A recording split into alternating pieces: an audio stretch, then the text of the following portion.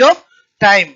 और कोई भी रिएक्शन मिलती है तो उसमें रिएक्टेंट की डिसोसिएशन रेट, प्रोडक्ट की फॉर्मेशन रेट और रेट ऑफ रिएक्शन की डिफरेंशिएशन इक्वेशन कैसे बनाते हैं, इतना मैंने आपको कल सिखाया है। ओके, आज भी बेसिक ही बता रहा हूँ।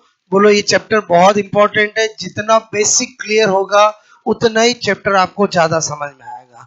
तो इसमें आपको आज मैं क्या सिखा रहा हूँ, दो वर्ड होते हैं, एक होता है लॉ ऑफ मास एक्शन, ठीक है, और एक होता है रेट लो, ठीक है। बस आधा घंटा आप इधर ध्यान देना, मैं क्या सिखाना चाह रहा हूं। एक होता है द्रव्य अनुपाती अनुपाती क्रिया, ठीक है, का नियम, ओके, ये भी केमिस्ट्री में है। और एक होता है दर नियम, ठीक है, रेट लो, ओके। हमारा इस चैप्टर में बोलो इस कंटेंट से कोई लेना देना नहीं होता है। हमें हर बार क्या यूज करना होता है, रेट लो। तो पहले तो हमें यह पता होना चाहिए कि लॉ ऑफ मास एक्शन क्या होता है और रेट लो क्या होता है, और कभी कभी इसकी जरूरत भी हमें क्यों पड़ जाती है, वो मैं आपको बहुत सारे क्वेश्चंस कराऊंगा तो पता चलेगा। तो पहला अपना काम क्या कि भाई बोलो, एक तरफ लिख रहा हूं मैं, बोलो लॉ ऑफ मास एक्शन, ठीक है। एक तो तरफ तो क्या लिखा मैंने, लॉ ऑफ मास एक्शन, और एक तरफ क्या लिख रहा हूं मैं, बोलो रेट लो। इनमें क्या डिफरेंस है, ठीक है। तो एक है दरोनुपाती क्रिया का नियम और एक है दर नियम, ओके। हमारा इस चैप्टर में किससे लेना देना होगा, रेट लॉ से। बट इसका भी नॉलेज होना चाहिए, क्योंकि कभी कभी सिचुएशन ऐसी फंस जाती है एग्जाम में कि इससे रिलेटेड इंफॉर्मेशन नहीं मिले, तो क्वेश्चन इससे भी निकालना आना चाहिए, क्लियर। बट अगर इसकी इंफॉर्मेशन है तो इससे ही करेंगे, वो आपको मैं अभी सिखाऊंगा। तो सबसे पहले तो ये क्या कहता है, ये कोई भी रिएक्शन होती है उस पर डायरेक्ट लगाया जाता है, और ये किसी भी रिएक्शन पे डायरेक्ट नहीं लगाया जाता, उसकी मैकेनिज्म की स्लो स्टेप पे लगाया जाता है। पहला डिफरेंस क्या है, बोलो ये है, मैंने कहा डायरेक्ट डायरेक्ट रिएक्शन, बोलो रिएक्शन पर लगाया लगाया लगाया जाता है, अप्लाइड ऑन डायरेक्ट रिएक्शन। क्या लिखा मैंने, बोलो applied on direct reaction, clear. और ये वाला जो है वो किसी भी रिएक्शन पे डायरेक्ट नहीं लगाया जाता, उस रिएक्शन की मैकेनिज्म की स्लो स्टेप पे लगाया जाता, क्लियर। तो मैंने कहा ये है रिएक्शन, ठीक है, बोलो की मैकेनिज्म, बोलो मैकेनिज्म, मैकेनिज्म, मैकेनिज्म मतलब क्या, बोलो क्रिया विधि, ठीक है। बोलो कि slow step, slow step, slow step का मतलब क्या होता है, धीमा पद। स्लो स्टेप का मतलब क्या, धीमा पद, ठीक है। बोलो पर लगाया लगाया जाता है, क्लियर। सबसे मेन चीज तो आपको समझ में आई, बोलो ये किस पे लगाया जाएगा, डायरेक्ट रिएक्शन पे। ये किस पे लगाया जाएगा, रिएक्शन की मैकेनिज्म की स्लो स्टेप पर लगाया जाएगा, क्लियर। अगर आपको कोई रिएक्शन उसकी मैकेनिज्म दे रखी है, तो अगर 3 स्टेप है तो एक स्टेप स्लो होती है, वो ब्रैकेट में लिख रखा होता है फास्ट स्लो फास्ट, ऐसे, क्लियर। उसकी टेंशन आपको नहीं लेनी है, हमें कैसे पता चलेगा स्लो कौन सी है फास्ट कौन सी है। बहुत सारों के दिमाग में तो यही टेंशन चालू हो गई, टेंशन बिल्कुल भी नहीं लेनी है, स्लो फास्ट लिखा हुआ रहता है, बोलो देख के पता नहीं चलता है, क्लियर। अच्छा, सपोज दैट ये हमें पता चल गया। दूसरा पॉइंट क्या बता रहा हूं यहां पर समझना, ये क्या कहता है, इसका स्टेटमेंट क्या है। तो मैंने कहा ये कहता है रेट ऑफ रिएक्शन, ठीक है, rate of reaction directly proportional to active mass, ठीक है, एक्टिव मास ऑफ रिएक्टेंट्स, ठीक है। क्या कहता है, बोलो रिएक्टेंट इन रिएक्शन, क्योंकि ये तो डायरेक्ट रिएक्शन पे लगाया जाएगा, बोलो बोलो डायरेक्ट किस पे लगाया जाएगा, रिएक्शन पे। तो मैंने कहा यहां पर according to law of mass action, ठीक है। बोलो क्या लिखा मैंने, दरो अनुपाती क्रिया के नियम के अनुसार, बोलो क्या बोला, अभिक्रिया की दर, अभिक्रिया की दर, बोलो यही है rate of reaction is directly proportional to active mass of reactant in reaction. मतलब अभिक्रिया में बोलो क्रियाकार को क्रिया कारकों के सक्रिय द्रव्यमान, ठीक है, सक्रिय द्रव्यमान, ठीक है, क्या है बोलो, डायरेक्टली प्रोपोर्शनल। क्लियर? इसका मतलब हुआ अगर मुझे लगाना है, सपोज दैट मेरे पास A plus B change of C plus D है। क्लियर? और मुझे क्या लगाना है, लॉ ऑफ मास एक्शन। क्या लगाना है, लॉ ऑफ मास एक्शन। तो मैं क्या करूंगा बोलो, मैं क्या करूंगा, लॉ ऑफ मास एक्शन की तरफ बता रहा हूं तो वही लगाऊंगा, मैं करूंगा रेट ऑफ रिएक्शन, ठीक है, बोलो is directly proportional to active mass of A and active mass of B. ये रिएक्शन में ये रिएक्टेंट ये प्रोडक्ट है, और बोलो ये रिएक्टेंट है और ये प्रोडक्ट है। एक्टिव मास को कैसे लिखा जाता है, ब्रैकेट में लिखा जाता है। क्लियर? ये किसने कहा, ये किसने कहा, लॉ ऑफ मास एक्शन। अब रेट लॉ क्या कहता है, ठीक है, बोलो मैंने कहा अकॉर्डिंग टू रेट लॉ, ठीक है, रेट लॉ क्या कहता है, दोनों बिल्कुल सेम बात कहते हैं, ठीक है, बस लगाने का तरीका आपको आना चाहिए। बोलो ये कहता है rate of reaction is directly proportional to active mass of reactant in slow step of mechanism. क्या बोलता है, बोलो आपसे मैं कह रहा हूं active mass of reactant in slow step of mechanism. क्या बोला, समझ में आया? क्योंकि पहले ही बता दिया कहां लगाया जाता है, मैकेनिज्म पर लगाया जाता है। क्लियर? बोलो ये जो इसका स्टेटमेंट है, बोलो क्या है, अभिक्रिया की दर। क्लियर? डायरेक्टली प्रोपोर्शनल टू क्या लिखा मैंने, बोलो क्रिया विधि के धीमे पद के क्रियाकार को के सक्रिय द्रव्यमान के क्या है, ये समानुपाती। क्लियर? ओके, अगर मैं इसका एग्जांपल लूं, सपोज दैट मैंने लिया A plus B change of C plus D. Clear? और मैंने दिया आपको इसकी मैकेनिज्म। क्लियर? क्या दी, मैकेनिज्म। मैंने कहा half A plus half B change of C plus half D. Clear? मैंने लिख दिया बोलो फास्ट। क्या लिख दिया, बोलो fast. Clear? A plus half B, बोलो मैंने लिख दिया हाफ C प्लस बोलो डी, और मैंने लिख दिया स्लो। क्या लिख दिया, बोलो स्लो। मैंने लिख दिया हाफ A प्लस बी, बोलो आपको लिखा यहाँ पर C प्लस हाफ डी। ये सब चीज हमारे बस में नहीं, ये प्रैक्टिकल चीज है, मतलब ये आपको दिया हुआ हो, जो दिया हुआ उसको मानना है, ये कैसे आया ऐसा नहीं सोचना है। क्लियर? यहाँ पर क्या लिखा हुआ होगा, फास्ट। अब मुझे क्या लगाना, रेट लो। क्या मैं लगा सकता हूँ कि नहीं लगा सकता हूँ, बोलो अगर मैं ये हटा दूं और मैं ये दूं, इस पे रेट लो लगा सकते हो क्या, नहीं लगा सकते। क्लियर? क्योंकि रेट लो तभी लगाया जा सकता है जब किसी रिएक्शन की मैकेनिज्म की स्लो स्टेप मुझे मिले। क्लियर? हाँ, अब मैं लगा सकता हूं बिंदास। कैसे लगाऊंगा, इधर ध्यान दो, यहां पर मैं करूंगा बोलो रेट ऑफ रिएक्शन, बोलो डायरेक्टली प्रोपोर्शनल करूंगा। मुझे किससे लेना देना है, बोलो और किससे लेना देना है, मैकेनिज्म की स्लो स्टेप में। उसमें भी किससे लेना देना, रिएक्टेंट से कि प्रोडक्ट से, रिएक्टेंट से। क्लियर? तो क्या करूंगा, ए ओके और बोलो बी ओके। मोल हमेशा क्या बनते हैं, पावर बनते हैं। पहले बताओ ये क्या लगाया, रेट लो। ये क्या लगाया, लॉ ऑफ मास एक्शन। अंतर समझ में आया दोनों में? लॉ ऑफ मास एक्शन कहाँ लगाया जाता है, डायरेक्ट रिएक्शन पे, और रेट लॉ कहाँ लगाया जाता है, रिएक्शन की मैकेनिज्म की स्लो स्टेप में। क्लियर?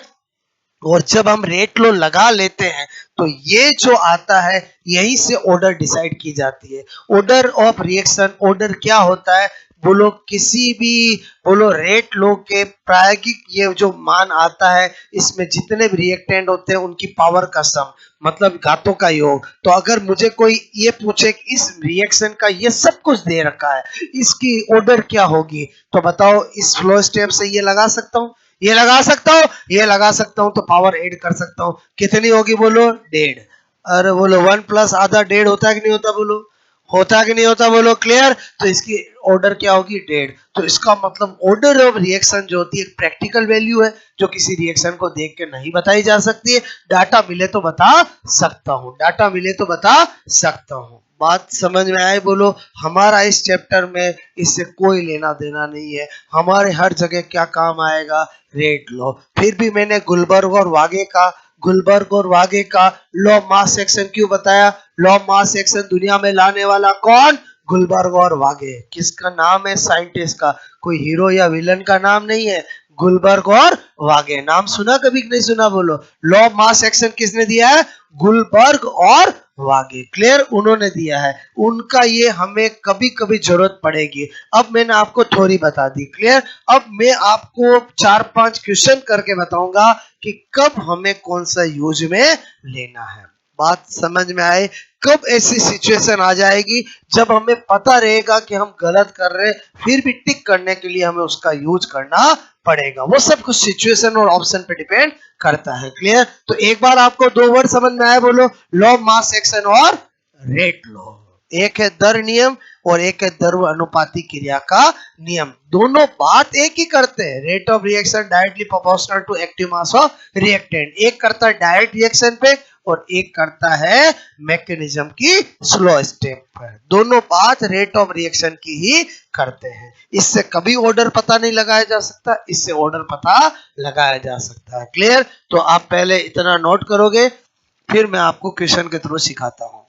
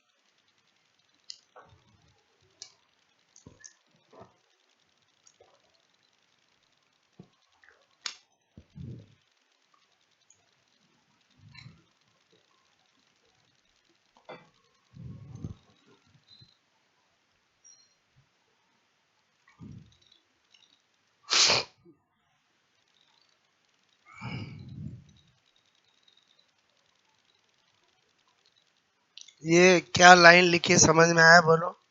ये अप्लाइड ऑन डायरेक्ट रिएक्शन, ये applied on slow step of mechanism of reaction. Clear?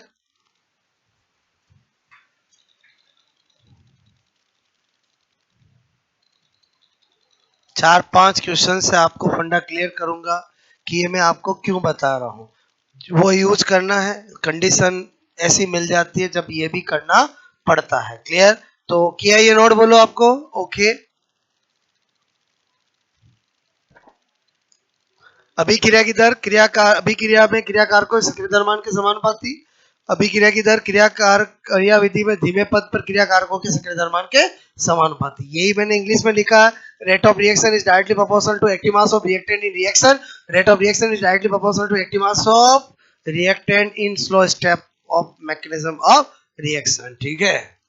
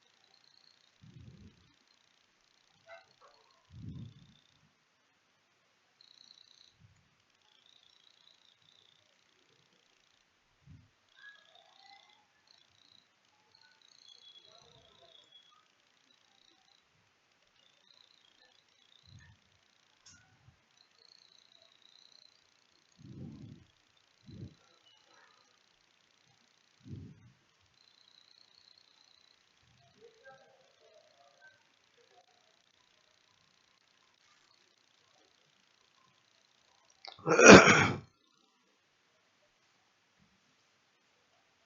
गया बोलो।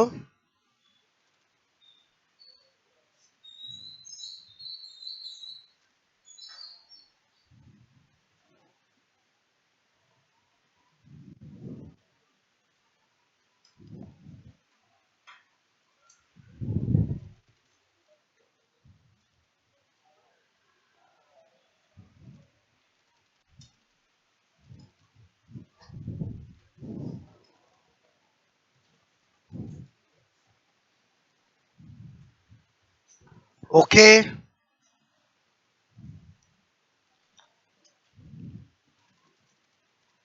4-5 क्वेश्चन करा रहा हूं, उससे आपको पता चलेगा कि ये मैं क्या सिखाना चाह रहा था आपको। क्लियर?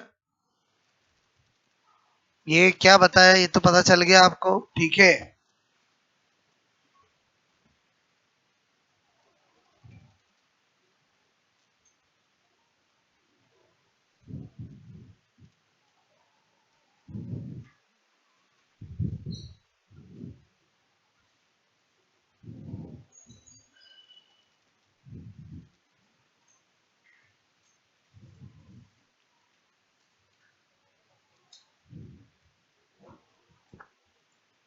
बात समझ में आई बोलो? क्लियर हो गया सबका नोट?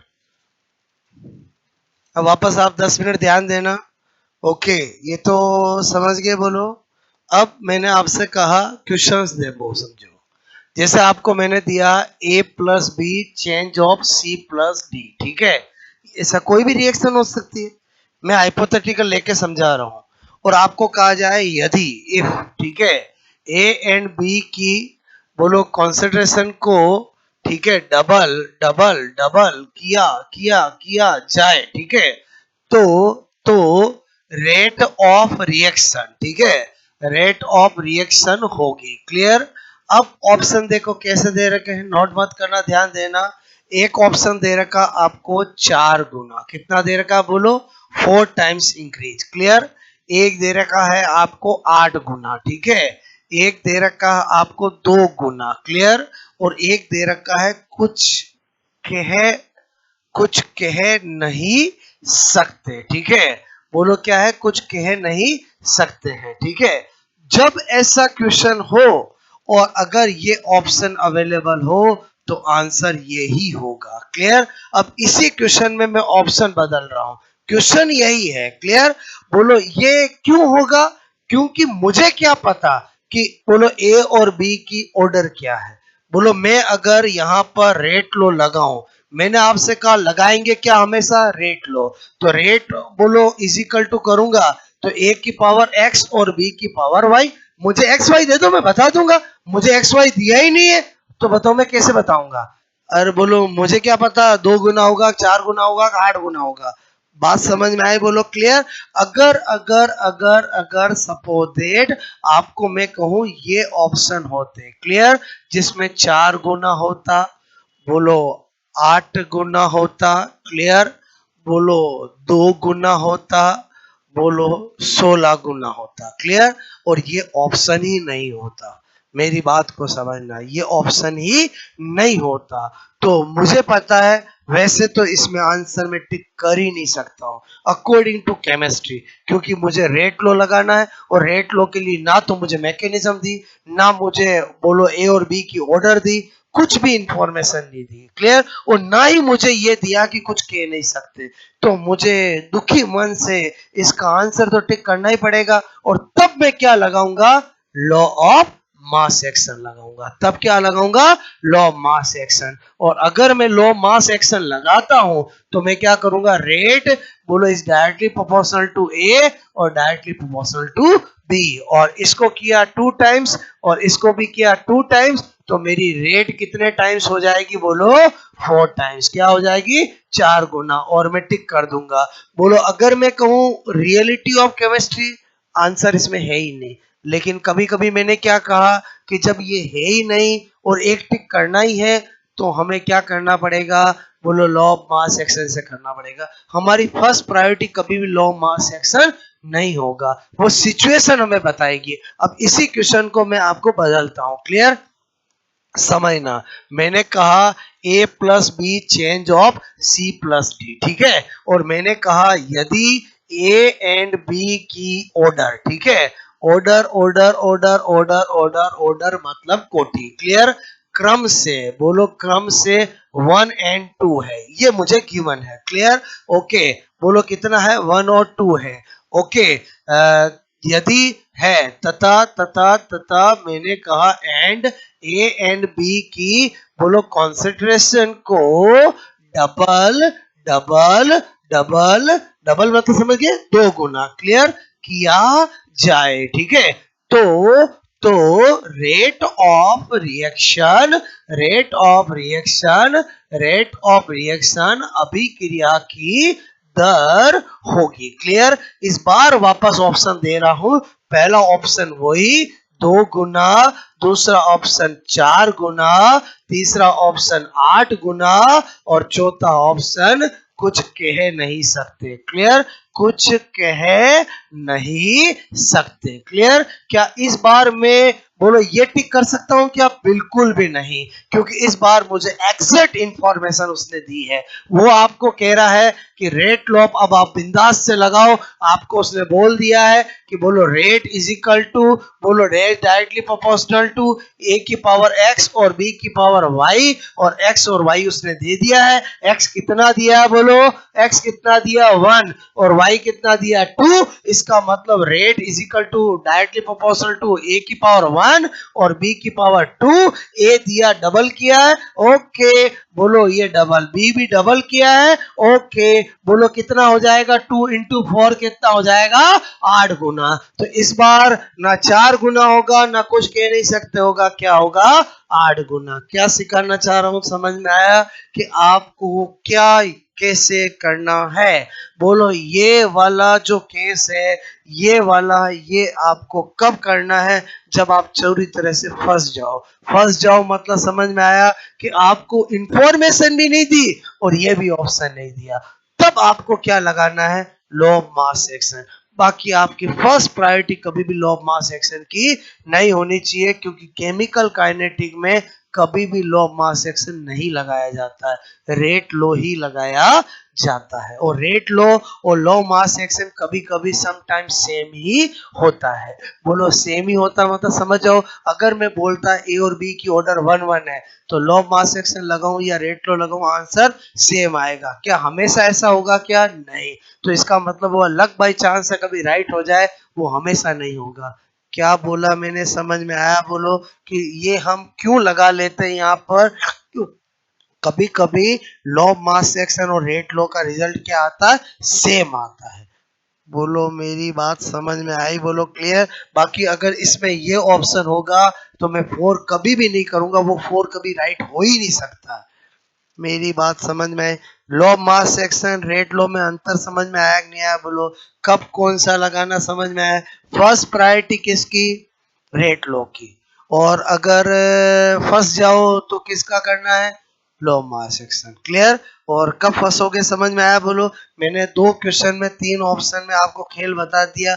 अब आपको कोई सा भी आया आप एग्जाम में कर सकते हो। और कॉम्पिटिटिव एग्जाम में ये वाले भी आया हुआ है, ये वाले मतलब दो डबल डबल की जगह डबल ट्रिपल कर दे और डबल 4 गुना कर दे, क्वेश्चन बदल जाए, उससे कोई नहीं, फॉर्मेट बता रहा हूं मैं आपको। ऐसा भी एग्जामिनर ने टिक करवाया है और आंसर गया है। बोलो ये भी होते हुए भी ये भी आंसर गया है, और ये तो आता ही है जो मैंने आपको कराया, ये तो ओरिजिनल क्वेश्चन यही है। ओरिजिनल क्वेश्चन का मतलब समझ में आया कि केमिकल काइनेटिक कहती है कि रेट लो एक प्रैक्टिकल वैल्यू है और प्रैक्टिकल वैल्यू के लिए डाटा देना जरूरी है। डाटा देने का मतलब है ऑर्डर बताना जरूरी है, अदरवाइज हम रेट लो कभी भी नहीं बना सकते, किसी रिएक्शन को देख के नहीं बता सकते कि बोलो उसमें यहाँ पर एक्स और वाई क्या होगा। बात समझ में आई? बोलो ये तो मैंने कराया कि आपने बताया? बोलो मैंने। अब आपको मैं पूछूंगा, क्लियर। पहले आप नोट करो, फिर आपकी अग्नि परीक्षा लेता हूँ, ठीक है।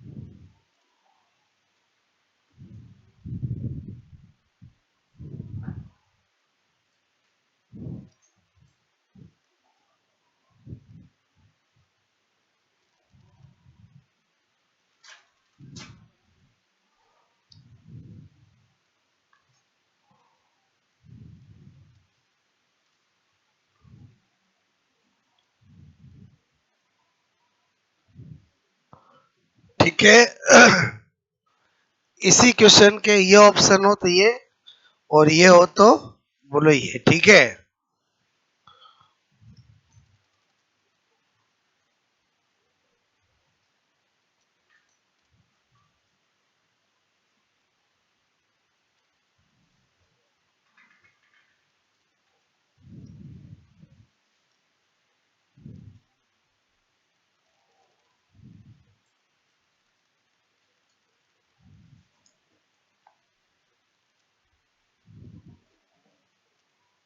ठीक है, हो गया ये नोट? बोलो मैं क्या बताना चाह रहा था, समझ में आया बोलो आपको? ठीक है, क्वेश्चन समझ गए?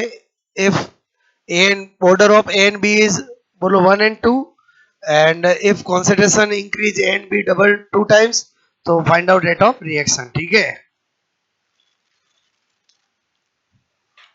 Option 2 times 4 times 8 times none, अब बोलो आपसे मैं कह रहा हूं। ठीक है, नथिंग एक्सप्लेन, समझ गए बोलो? कुछ कह नहीं सकते मतलब, समझ गए बोलो? ठीक है,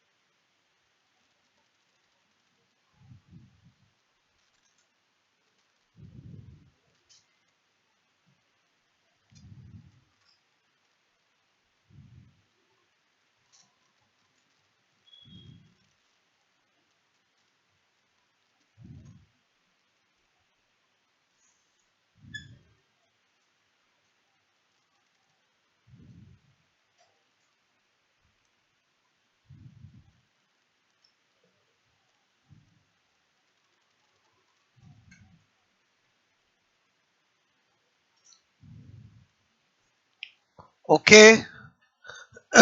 एक क्वेश्चन पूछूंगा, उसका आंसर आप देना। ठीक है,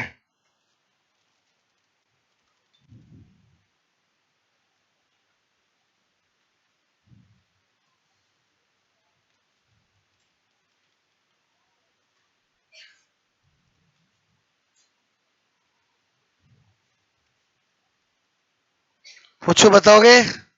ठीक है, हो गया ये नोट? बोलो हो गया? ओके, मैंने कहा क्वेश्चन नंबर 3। क्वेश्चन नंबर 3 है आपका, सपोज एंड मैंने दिया N2 3S2 change of 2NS3। ठीक है, यदि N2 एंड H2 की कॉन्सेंट्रेशन को, ठीक है, क्रम से मैंने कहा 3 और 2 गुना, ठीक है, कर दिया जाए तो रेट ऑफ रिएक्शन अभिक्रिया की दर होगी। क्लियर? ये है अपना क्वेश्चन। ठीक है, बात समझ में आए बोलो? अब ऑप्शन दे रखा आपको 12 गुना, ठीक है, एक दे रखा है 24 गुना, ठीक है, बोलो एक दे रखा है आपको सपोजिट, ठीक है, 48 गुना, ठीक है, ओके। और एक दे रखा है सपोजिट 16 गुना। ठीक है, अब आपको ऑप्शन ही है दिए, क्वेश्चन ये दिया, बताओ क्या होगा आंसर?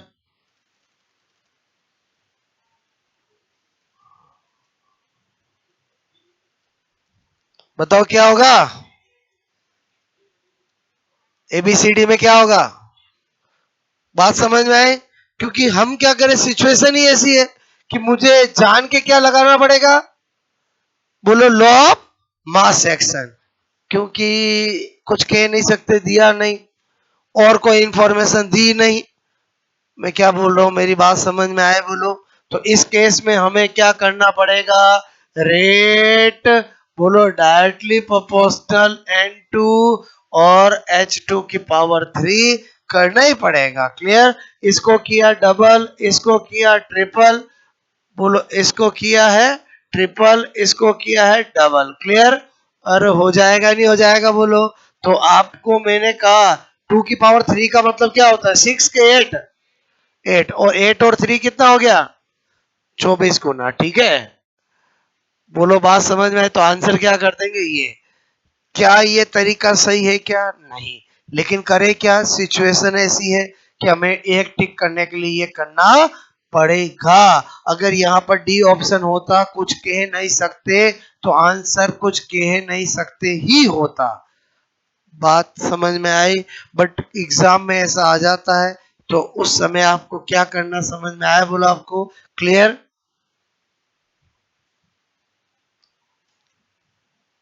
मेरी बात समझ में आया कि नहीं आई बोलो? सब कुछ ऑप्शन और गिवन इंफॉर्मेशन पे डिपेंड करता है कि हमें कब क्या करना है। ओके?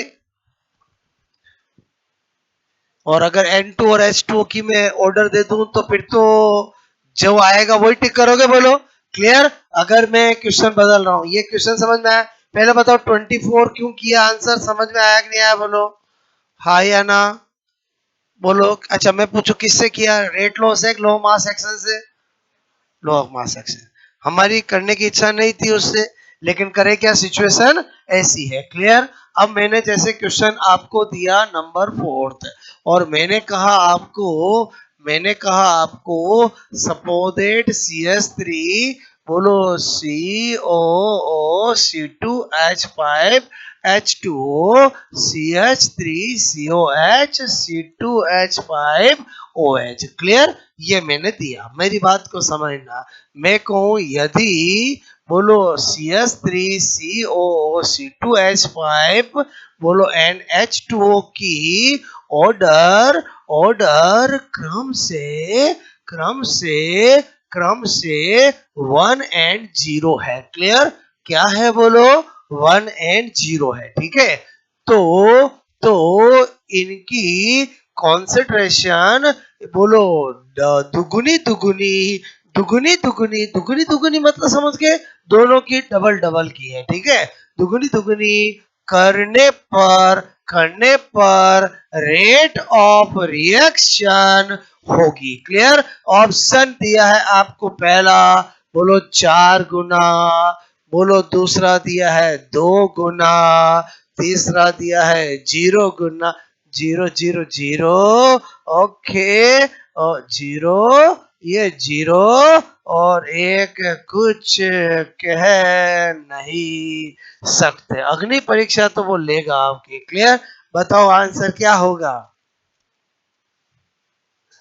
2 गुना 4 गुना के 0 कुछ कह नहीं सकते। बताओ, ऑडियंस पोल लेते हैं। किस किस का आंसर डी है? किसका आंसर सी है? हाँ है तो है, हाथ खड़ा करो। Okay, very good. किसका आंसर बी है? ओके, अब देखो जान के मैंने सी ऑप्शन देकर आपको जाल में फंसाया है। ऐसा ही एग्जामिनर करता है, और जाल में फंस भी गए। बोलो बात समझे? अगर 60 में से 5 फंस गए तो सोचो हजारों लाखों में कितने फंसेंगे। और बोलो क्लियर? अब इधर ध्यान देना, जैसे ही मैंने देखा ये तो हो ही नहीं सकता। क्लियर? आपने क्या देखा? ये इस बार तो आपको पक्का CH3 CO C2H5 बोलो 1 और H2O की पावर 0 दे रखी है। किसी की पावर 0 का मतलब क्या होता है? 1। किसी की पावर 0 का मतलब क्या होता है? 1। तो ये 1 से मल्टीप्लाई होगा कि 0 से मल्टीप्लाई होगा? 1 से मल्टीप्लाई होगा। इसको कितना किया? दुगुना। ओके, इसको कितना मल्टीप्लाई किया? बोलो दो गुना। पावर क्या लगाऊंगा? 0। तो ये 2, ये 1, बोलो क्या होगा? 2 गुना। बात समझ में आई नहीं आई बोलो? जिन्होंने 0 किया उन्होंने क्या किया समझ में आया? यू गुना कर दिया। यू कभी होता है क्या बोलो? ऐसा कभी नहीं होता। लेकिन मैंने क्या कहा ना, ऑप्शन से क्या होता है, एग्जामिनर हमारे माइंड को बदल देता है। बात समझ में आए बोलो? तो आई थिंक क्वेश्चन समझ में आया बोलो आपको? पहले बताओ आज क्या सिखाना चाह रहा था, आप सीखे कि नहीं सीखे बोलो? अभी सिर्फ बेसिक चीजें सिखाई है मैंने केमिकल काइनेटिक टॉपिक की। बोलो रियलिटी में तो टॉपिक स्टार्ट हुआ नहीं है, बट जो मैंने आपको सिखा रहा हूँ वैसे क्वेश्चन भी एग्जाम में आते हैं। क्लियर?